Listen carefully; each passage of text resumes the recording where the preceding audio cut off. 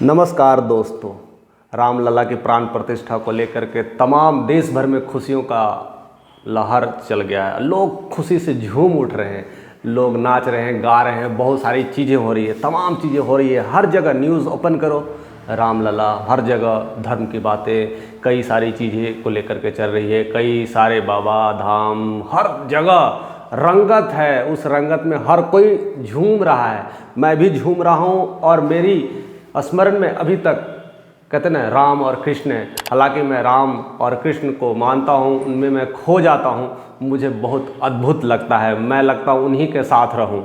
ये मेरी अंदर की इच्छा है और मैं वही करता हूँ। मैं हमेशा राम और कृष्ण के साथ रहता हूँ। लेकिन दोस्तों, आज मैं थोड़ा अलग हट के टॉपिक पे बात करूँगा। अक्सर मैं ज़्यादातर राम और कृष्ण की वीडियोस बनाता हूँ, लेकिन मेरे चैनल का खासियत है कि मैं एजुकेट भी करूँ, लोगों को सही चीज़ बताऊँ, गाइड करूँ कि कहाँ पर क्या चीज़ की कमी हो रही है, उस चीज़ों को लाने की मेरी तमाम कोशिश रहती है। तो आज हम कुछ नए टॉपिक के साथ शुरू करते हैं। आज हम बात करेंगे एजुकेशन को लेकर करके। तमाम जगत में तमाम चीज़ें हो रही हैं, लेकिन हम भारतवर्ष में एक चीज़ की हमेशा कमी देखने को मिलता है, खास करके वो एजुकेशन। चाहे वो शहर हो, चाहे वो गांव हो या छोटे कस्बे हो। खास करके गांव विलेज में अगर हम बात करेंगे तो वहाँ पर एजुकेशन की कोई बात ही नहीं करता है।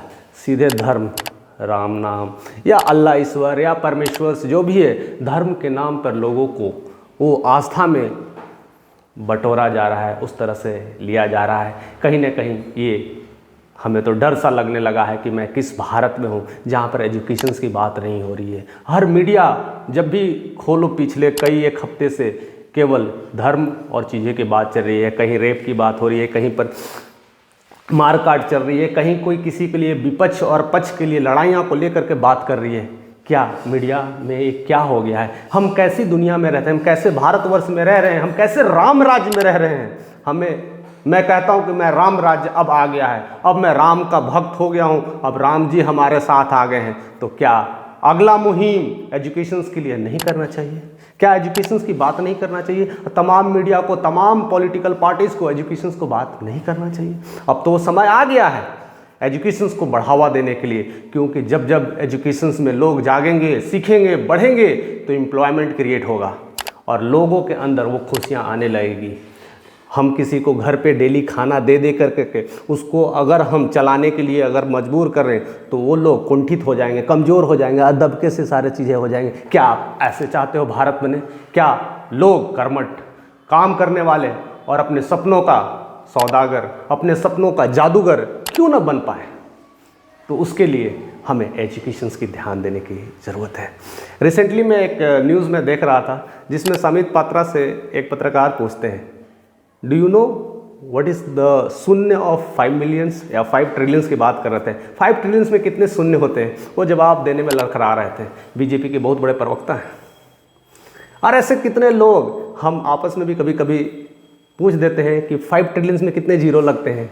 तो बड़ी मुश्किल होती है लोग को बताने में। लेकिन देखिए, सबसे बड़े भाग की बात है, इवन हम गाँव में छोटे छोटे स्कूल्स में कौन सब्जेक्ट अच्छा लगता है? बैगन। बच्चों से पूछ तो तुम क्या बनना चाहते हो? मौसी। हैं 1 मिलियंस में कितना होता है? मिलियन, कंफ्यूजन हो जाता है। बिलियन और बड़ा कंफ्यूजन। ट्रिलियन की बात करें तो सपने में भी वो कैलकुलेशंस नहीं कर पाते हैं। अभी तमाम लोग से मैं लाइव इंटरव्यू भी दिखाने की कोशिश करूंगा कि क्या क्या चीज़ें हो रही है, लोग जानने की कोशिश करते हैं कि नहीं या समझते हैं कि नहीं, यहाँ तक। लेकिन देखो, आज हर यूट्यूबर पे लोगों का ड्रीम होता है, चैलेंज होता है, 1 मिलियन फॉलोअर चाहिए, 1 मिलियन सब्सक्राइबर चाहिए, 10 मिलियन चाहिए, 1 बिलियन ट्रिलियन चाहिए। लेकिन मतलब भी तो समझ में आना चाहिए दोस्त कि 1 मिलियन का मतलब क्या होता है, 1 ट्रिलियन का बस इतना पता है। 1 ट्रिलियन बहुत पैसा, 1 मिलियन इतना पैसा। ये सारी चीज़ें कैलकुलेशंस किस हिसाब से कर रहे हैं? आज हम में उससे जागने की ज़रूरत है। आज छोटे छोटे स्कूल्स में, ग्रामीण स्कूल्स में बच्चों को सिंपल जोड़ घटाव और गुना भाग नहीं करने आते हैं। सिंपल 3 डिजिट के लिए अगर डिवीजन करने के लिए बोल दो तो वो मुश्किल होने लगता है। मल्टीप्लिकेशन 2 डिजिट में कर दूँ वो मुश्किल होने लगता है। एक समय था जब हम छोटे बच्चे थे तो हमें मार्ग पढ़ाया जाता था, 40 तक पहाड़ा याद करना यही टारगेट होता था। आज के बच्चे में 20 तक पहाड़ा करते करते करते करते ढेर हो जाते हैं। अरे सब मोबाइल में हो जाता है, सब कैलकुलेशन करके कर लेंगे। उनका आंसर यही होता है। क्या हमें ऐसे एजुकेशंस को बताना नहीं है, उसे इम्प्रूव नहीं करना है? क्या हमारी मीडिया नहीं चाहती है? क्या हमारा देश का गौरव बढ़ाने के लिए एजुकेशंस पे बात क्यों नहीं कर रहा है? क्या हमारे नेता लोग, हमारे पॉलिटिशियंस जो हैं, हमारे गुरु जो हैं, क्या एजुकेशंस की क्यों नहीं बातें कर रहे हैं? क्या नेता लोग नहीं चाहते हैं कि इन लोग एजुकेटेड हो? अगर एजुकेटेड हो जाएंगे तो हमसे सवाल जवाब करेंगे। क्या पॉलिटिशियन नहीं चाहते कि हमसे सवाल जवाब करे जनता? जो मैं कहता हूँ वही करते रहो। पॉलिटिशियन चाहे तो कुछ भी कर सकते हैं। हमारे देश का प्रधानमंत्री, हमारे देश का गौरव चाहे तो झटके में सारी चीज़ें बदल सकती है। इसका सबसे अच्छा एग्जाम्पल्स मुझे तब समझ में आया जब नोटबंदी हुई थी। उस समय एक झटके में कहते हैं आज रात 12 बजे से देखिए सारी चीज़ें बंद हो गई, सारी चीज़ें चेंज हो गई। दूसरी बात, जब कोविड आया था तो उस समय मोदी ने एक नारा लगाया था, कहते ताली बजा करके थाली बजा। हर घर दिवाली। लोगों ने दिवाली और थाली बजाने पर परंपरा निभाई थी, और थाली बजाए थे और दिवाली जलाए। ये सब सारी चीज़ें कहीं ना कहीं गवर्नमेंट जब चाह लेती है ना तो हर चीज़ मुमकिन हो जाता है। आज कल ही है प्राण प्रतिष्ठा को लेकर के हर घर में दीप जलाने की बात ही थी, पूरे भारतवर्ष जगमगा रहा था। देखिए कितनी पावर है हमारे देश के पॉलिटिशियंस में, हमारे देश के राजा को कितनी पावर है। वो अगर चाहेंगे, थोड़ी बहुत शिद्दत लगा देते हैं तो हमारा एजुकेशन यूं ही झटकों में ठीक हो जाएगा। हम तमाम कोशिश करते हैं, हम अपने लेवल पे बहुत अच्छे पढ़ाई करा रहे हैं, बच्चों को शिक्षा दे रहे हैं। क्या ये शिक्षा कुछ लोगों को मिल पा रही है? बहुत लोग तो ऐसे ही रह जा रहे हैं, उस तमाम भीड़ से दूर चले जा रहे हैं। क्या आप यही चाहते हैं कि ऐसा ही भारत बने? मैं क्वेश्चंस बस आपसे पूछ रहा हूँ। मेरे जितने भी ऑडियंस हैं, मेरे जितने भी सारे लोग हैं, मैं उनसे ऑडियंस कर रहा हूँ। मैं उन तमाम पढ़े लिखे लोगों से मैं क्वेश्चंस नहीं कर रहा हूँ। उनके लिए तो कोई प्रॉब्लम्स नहीं है। जो पढ़े लिखे लोग हैं वो अपने बच्चों को एजुकेटेड कर पा रहे हैं, वो अपने नए डायरेक्शंस दे रहे हैं। कभी कभी वो भी इस जाल में फंस जाते हैं। बताऊँ कैसे? प्रॉब्लम्स क्या है? अच्छे घर के बच्चे जिनके पढ़े लिखे माँ पिता हैं तो वो तो चाहते हैं पढ़ाने के लिए, लेकिन इन्वायरमेंट मिलता है वैसे बच्चों का जो चाहते तो हैं, लेकिन इन्वायरमेंट वैसे बच्चों का जो नहीं पढ़े लिखे लोग हैं, जो लड़ाई झगड़ा ये सब में करते हैं। और फिर कहीं ना कहीं उनके बच्चे भी तमाम उस चीज़ों में फंस के रह जाते हैं। और फिर वही माँ बाप कहते हैं मैंने इसे तो सब कुछ दिया, मैंने जो गलतियाँ थी मैंने मेरे एजुकेशन के लिए नहीं किया था, मैं इस बच्चे के लिए सब कुछ दिया, फिर क्यों नहीं ये लायक क्यों नहीं निकला? क्या कमी रह गई थी? तो सिर्फ मैं वही कहूँगा कि इन्वायरमेंट की कमी रह गई थी। आज देखिए सबसे बड़ी बात है न्यूज़ में आज जो बातें चल रही है, मैं हर चीज़ खोलने के लिए यहाँ बैठा हूँ, हर चीज़ बताने के लिए, क्योंकि अगर आप जग गए तो समझिए देश सुधर गया, या हम बदल गए तो हम ग्रोथ ला पाएंगे। हमें देश को बदलना नहीं है।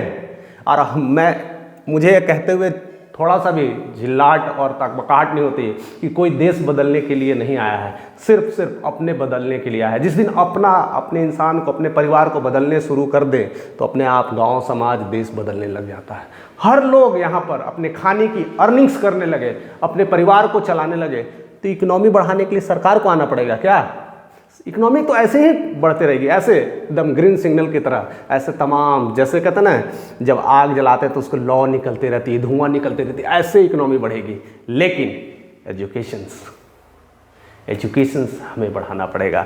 आजकल टीवी पे क्या बात होती है? जीडीपी की बात होती है। इस साल जीडीपी 5% हुआ है, अगले साल हम आने वाले 2025 तक हम 7% जीडीपी कर पाएंगे, 2050 तक 10% जीडीपी पहुंचाएंगे। हमारा देश अभी विकासशील है, आने वाले 1 साल के अंदर 2 साल के अंदर हम विकसित कर पाएंगे। ये सब तमाम बातें तो हर दिन सुनने को मिलता है, हर दिन न्यूज़ पे हर रिपोर्टर्स हर चीज़ यही बातें करते हैं।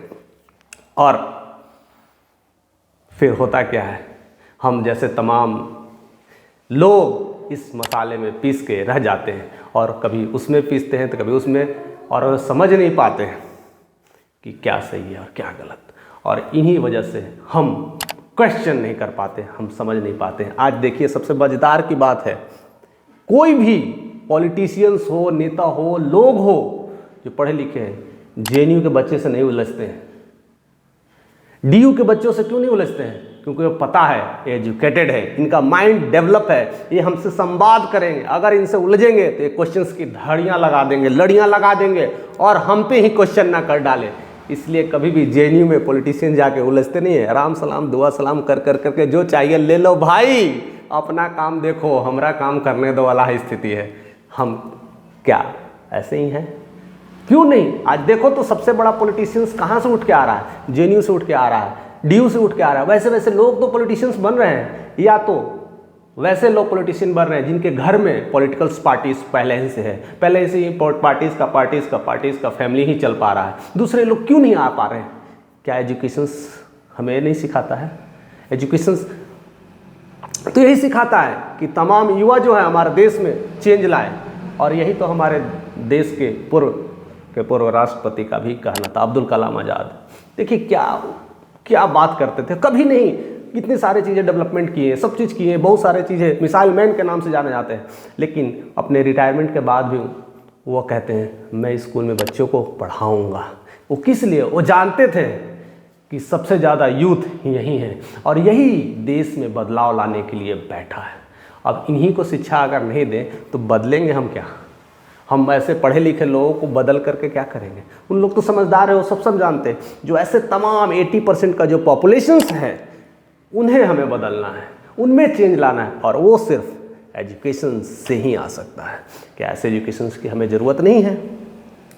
अब आते हैं कुछ मज़ेदार किस्से, और हमें भी चौंका देती हैं। ASER के रिपोर्ट कहता है, ASER होता है annual status of education systems.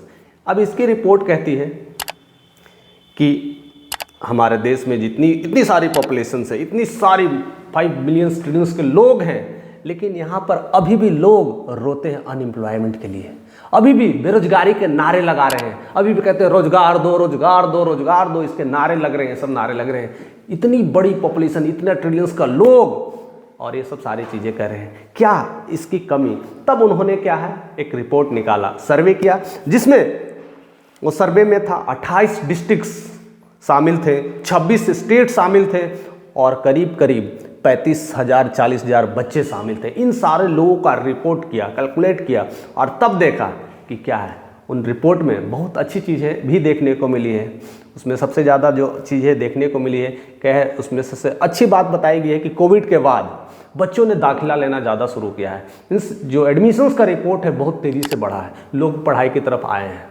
और उसमें से अच्छी बात है, लोग ऑनलाइन पोर्टल्स पे भी एजुकेशन लेने लगे हैं। कितनी अच्छी बात है, लोग शिक्षा लेने के लिए ऑनलाइन भी आ गए हैं, एजुकेशन पोर्टल भी आ गया है, और एडमिशन भी बहुत तेज़ी से बढ़ा है। यानी लोग एजुकेटेड होना चाह रहे थे, लोग शिक्षा लेना चाह रहे हैं, लोग आगे बढ़ना चाह रहे हैं, क्योंकि कोविड ने हम सभी लोगों को कई लेवल से नीचे डाल दिया है, गिरा दिया है। कई लोग इकोनॉमिकली बहुत कमज़ोर हो गए हैं, बहुत लोग को फिनेंशियली के लिए घुटने तक आने पड़ा है, कई लोग तो भीख मांगने तक भी आ गए हैं।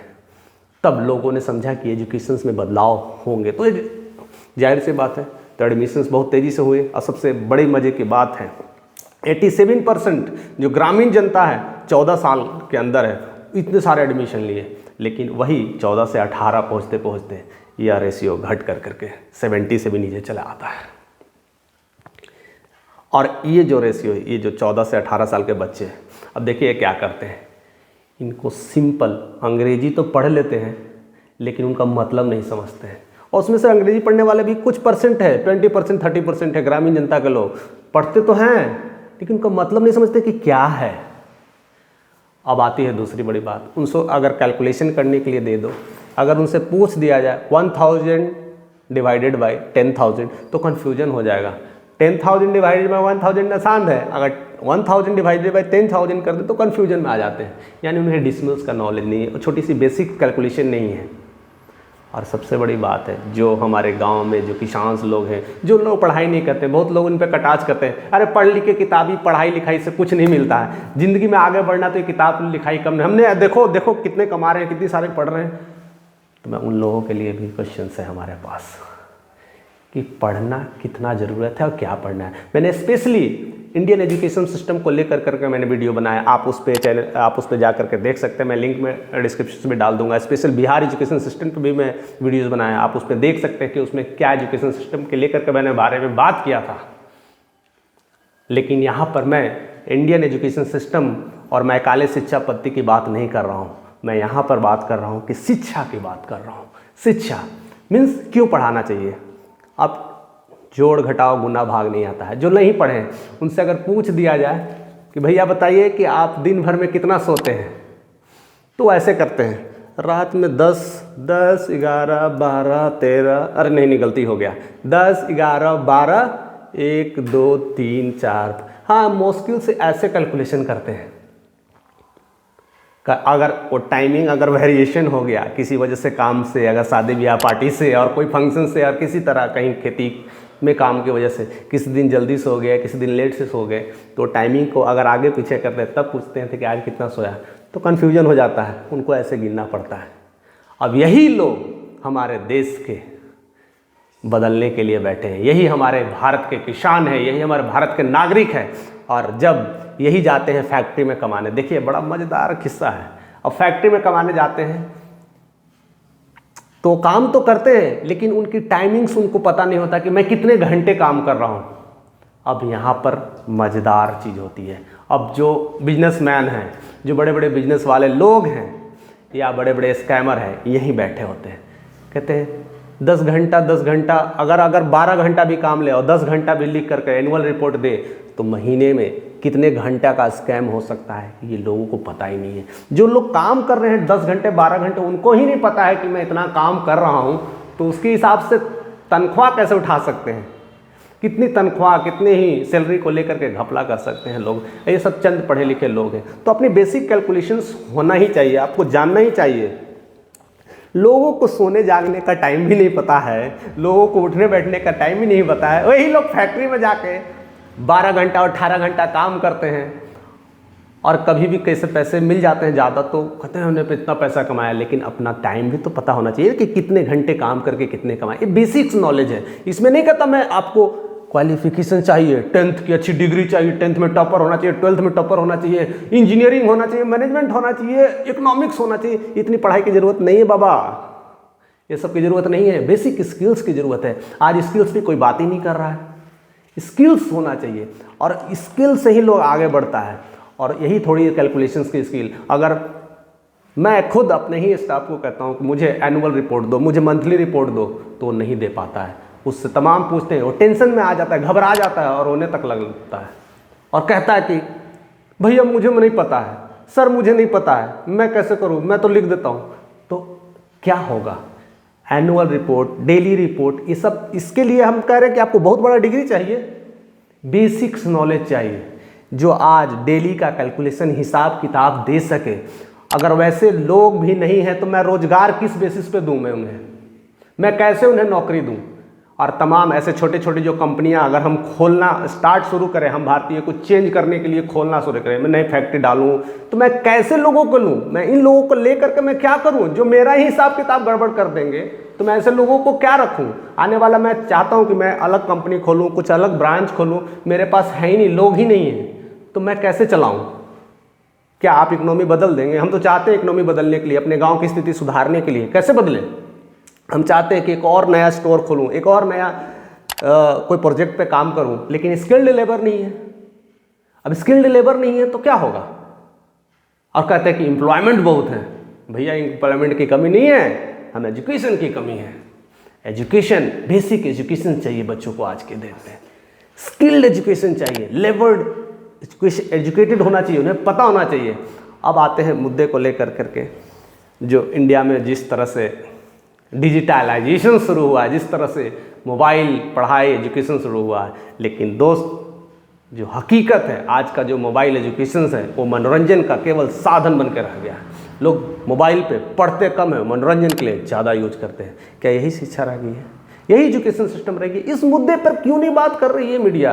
क्यों नहीं तमाम न्यूज़ खबरें सारी चीज़ें हो रही है? क्यों नहीं बदलाव लाने की कोशिश कर रहे हैं? लोग धर्म के नाम पे या तो वोट के नाम पर, सब चीज़ें के नाम पर क्या लगता है?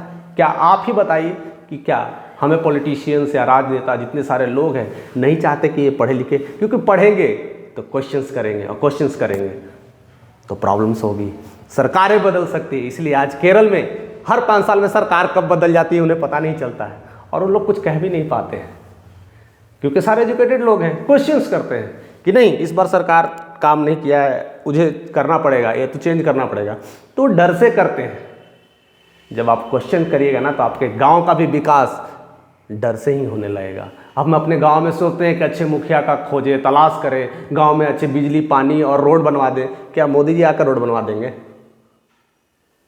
क्या नीतीश जी आकर के रोड बनवा देंगे? क्या लालू यादव आकर रोड बनवा देंगे?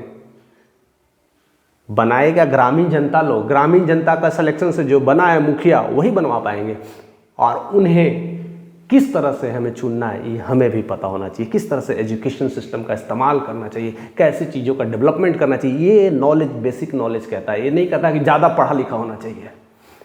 पॉलिटिक्स तो हमारे रग रग में वाप घुसा हुआ है, लेकिन हम कहीं ना कहीं पॉलिटिक्स के ही गुलाम हो चुके हैं दोस्तों। सबसे बड़ी बात है, पॉलिटिक्स हमारे रग रग में है, लेकिन हम पॉलिटिक्स के ही गुलाम हो चुके हैं। हम बेसिक एजुकेशन भी नहीं ले पा रहे हैं, अपनी चीज़ों को समझ भी नहीं पा रहे हैं। और देखिए बड़ी मज़ेदार बातें हैं, वही देखिए चाइना, इंडिया से सबसे ज़्यादा पॉपुलेशन है, लेकिन राज करता है देशों पे।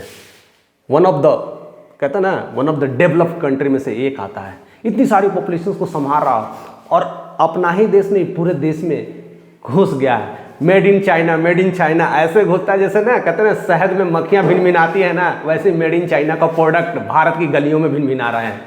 मेड इन इंडिया क्यों नहीं उतना विकसित हो पा रहा है, डेवलप क्यों नहीं हो पा रहा है? क्योंकि चाइना ने स्किल्ड लेबर पे काम किया, उसने स्किल्ड लेबर को स्किल्ड किया, डेवलप किया, उसे नई नई टेक्नोलॉजी सिखाई, नई नई चीज़ें सिखाई। अगर वो काम करेगा तो परफेक्शनिस्ट होकर के करेगा। जिस काम में इच्छा है, जिस काम का नॉलेज है, उसे उस हिसाब से उसे ट्रेंड किया गया। और वही साउथ कोरिया भी बहुत सारी चीज़ें बदलने के लिए अपने फोकस किस पे किया है, एजुकेशन सिस्टम पे ही फोकस किया, अपने लेबर को स्किल्ड किया, छोटे छोटे तमाम स्किल्स की बातें की है, न कि वहाँ के बड़ी सारी डिग्रियाँ की बात की है। चाइना में बहुत सारी डिग्री देने की बात नहीं की है, छोटी छोटी बेसिक एजुकेशन की बात की है, स्किल्ड लेबर की बात की है।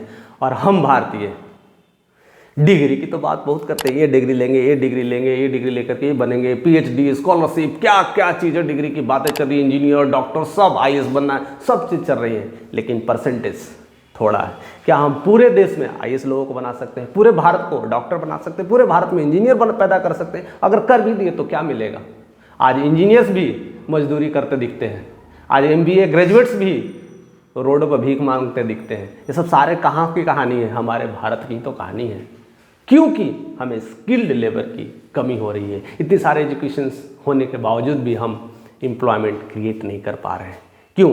एक दिन ऐसा समय आएगा दोस्त, कहते ना कि प्रभु जी घर पे अगर आए हैं तो उनसे मांगते हो, पूछते हैं कि वत्स आपके प्रशंसा से आपने मुझे इतना दिया है, मेरे लिए इतना काम किया है, मैं तुम्हारे लिए आज देने के लिए बैठा हूँ, बताओ वत्स तुम्हें क्या चाहिए?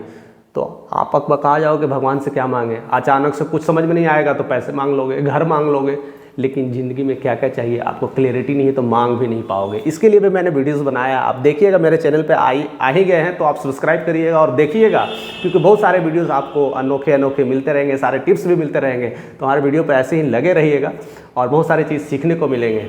और देखिए आते हैं मुद्दे की तरफ कि क्या होता है। अब ये सब सारे चीज़ें अगर आपको मिल जाए, यानी हम लोग इंडिया में बहुत सारी फैक्ट्रियां खुलने लगे, बहुत सारे तमाम, जिस तरह से एफडीआई इंटर कर रही है, फॉरेन इन्वेस्टर्स इंटर कर रहे हैं और आ करके नई नई कंपनियां खोल रहे हैं, नई नई चीज़ें डिस्कस कर रहे हैं, नई नई चीज़ें प्रोजेक्ट को ला रहे हैं, तो वो कहते हैं मुझे नौकरी के लिए लोग चाहिए। अब लोग स्किल्ड नहीं है तो किस बेसिस पे नौकरी दें? तो फिर वो अपने ही बंदे को ला करके नौकरी देना शुरू कर देंगे।